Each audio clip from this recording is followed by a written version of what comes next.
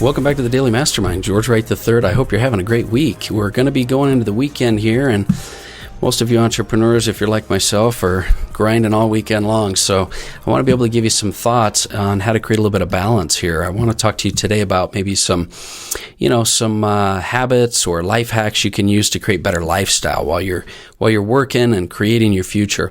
But first, let's start with the Daily Mastermind quote of the day. The Daily Mastermind quote of the day is by Dyer, and it is, "Go for it. The future is promised to no one."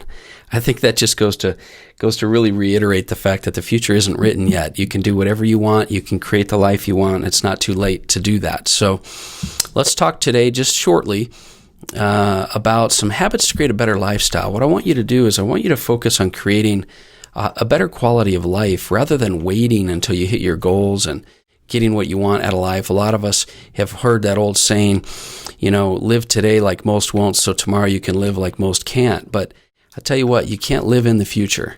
You absolutely can't live in the future. And one of the lessons I've learned is that you've got to create your present life, because that's the moment you're living in, to be the life that you want to live in.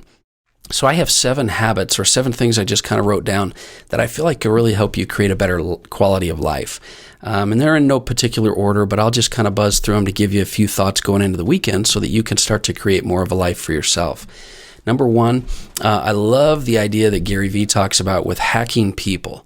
What he means and what this point is all about is that technology isn't always the key. Sometimes we feel like we can do more, better, quicker without people, and technology does help. But Gary Vee talks about the fact that the human part is an absolute must. If you're doing everything yourself, you're just not going to get where you want to be. When other people are doing it, a lot more things can get done. So I really want you to think about how you can surround yourself with better quality people, successful people that can help you do what you need to do, and not always try to do it on your own. The second one is to get quality sleep. Now, I know a lot of entrepreneurs will suffer from insomnia and their head's going a million miles an hour, so they don't sleep well. But what they don't think about is they don't focus on trying to create that better sleep. In other words, don't let sleep just become a default thing you do when you get tired. Make sleep a deliberate thing. Create a routine prior to your sleep. Know that you've got to turn your phone off. You've got to slow down. You've got to get rid of a lot of the lighting and stuff that you have.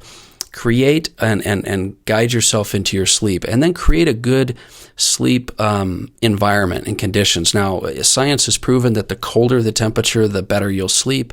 I've found that to be true. Make sure you have a good mattress, good pillows. Really invest in your sleep, because it's where you spend a great chunk of your life, and the better your sleep, the better you're going to perform. And also, don't get caught up in the timeline.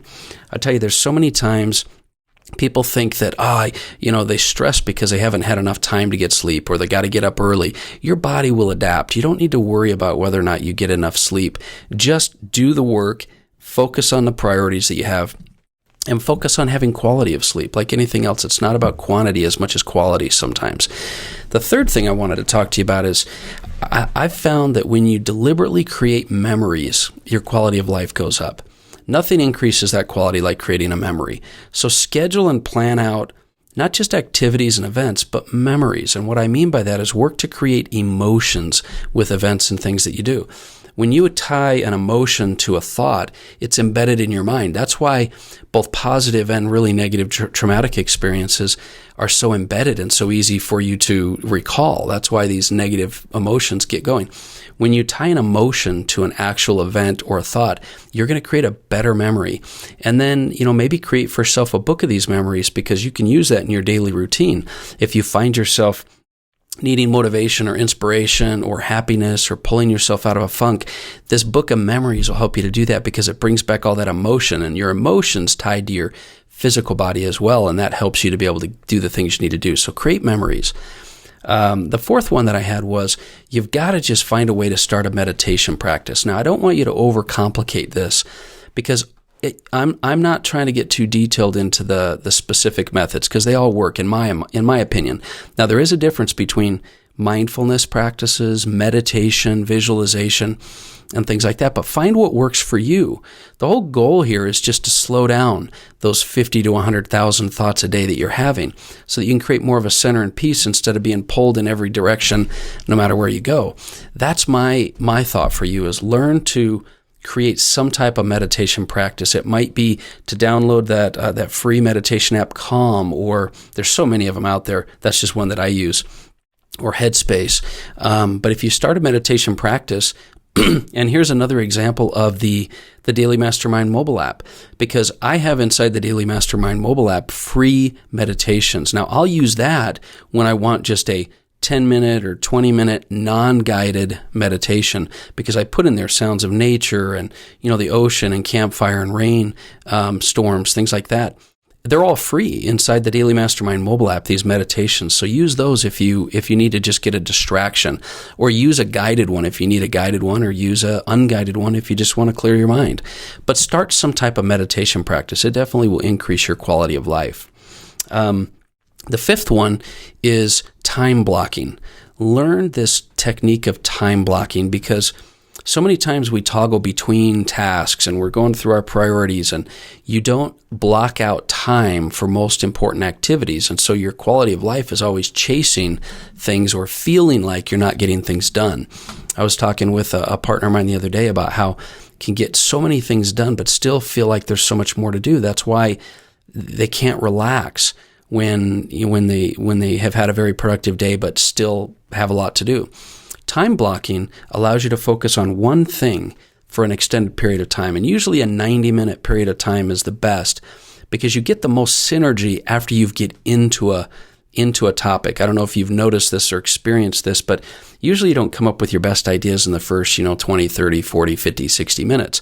It's usually towards the end of amount of time you've been focused on something, because all of your energy, remember, focus is an acronym for follow one course until successful. Follow one course until successful. And success, in my opinion, is breaking through and creating results. So time block important activities in your life, and you'll find you'll get more progress and advancement will help you to be and feel more successful. Number 6 is make decisions faster. See, a lot of our day-to-day routine is caught up in decision making and planning and organizing, and you'd find that you just have more peace if you just say yes and figure it out. Just say yes and then figure it out. Because once you've gotten past that mental hurdle of making the decision, that's when you can go to work on solutions, rather than you're trying to decide, do I want to do this? Well, how would it work? If I did this first, would it work better? When you're caught up in the decisions, the detail, and the planning, and you're an overplanner or an overthinker, that's where you get the most stress and anxiety in your life, or even depression, right? So the key for me has always been say yes, then figure it out. And then the big obstacles out of the way and you can move forward. Then the last suggestion that I have for you is journaling. And you've heard me talk about this over and over and over, but maybe you haven't heard me talk about having a journaling practice for specific intent. I feel like you can create a huge increase in the quality of your life when you train your thoughts to be differently. And that's what journaling is, in my mind. Journaling has a lot of benefits.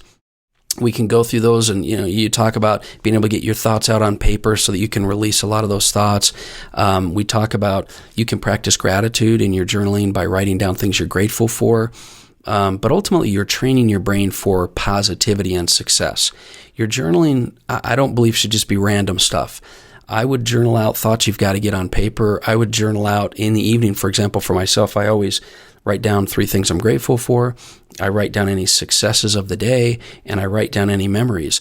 And what you're doing is you're training your brain before you go to sleep, if you do it at night, to be successful. If you do it in the morning, you're getting your thoughts in the right direction. I'm a big believer in doing journaling at night, because I think you can sort of evaluate your day and what you did, but identify the positives and the successes you had. And that will help you to really have your subconscious go to work on knowing that you're grateful and you're focused on the wins and you've got direction for tomorrow. So journaling is the other. So, that's the 7 ideas I had. Hack people, get quality of sleep, create memories, start a meditation practice, time block, make decisions faster, and journal to create more focus. Ultimately, I'm a big believer that if you shift your focus to creating the life you want and the quality of life you desire, you're going to accomplish that goal. Sometimes we're too focused on the things or goals and things we're trying to accomplish rather than just living life. We need to remember that we're here to live life and create life. And we need to stop just chasing points in the future for destinations. Creating the life that you're meant to live is simple if you just start focusing on attracting what it is you want in your life and doing those activities. So I hope that's something that's helped you, give you some good thoughts, taking you into the weekend. I encourage you to spend time really focusing on your vision and your daily rituals over the weekend. Don't get too lax. And I look forward to talking with you next week. We have a lot of really good things that are going to be coming on board with my new partnership with Robert Stuberg and the Stuberg Mentoring Academy. We'll be announcing that where we've merged the Daily Mastermind with Stuberg Mentoring Academy. We'll have all kinds of new things available for you. But I'm looking forward to talking with you, and I really want to get your feedback. So please hit me up. I read all the comments and messages on Instagram and the Facebook page for the Daily Mastermind. So look forward to talking with you more, and have a great weekend. Once again, this is George Wright III, and this has been the Daily Mastermind.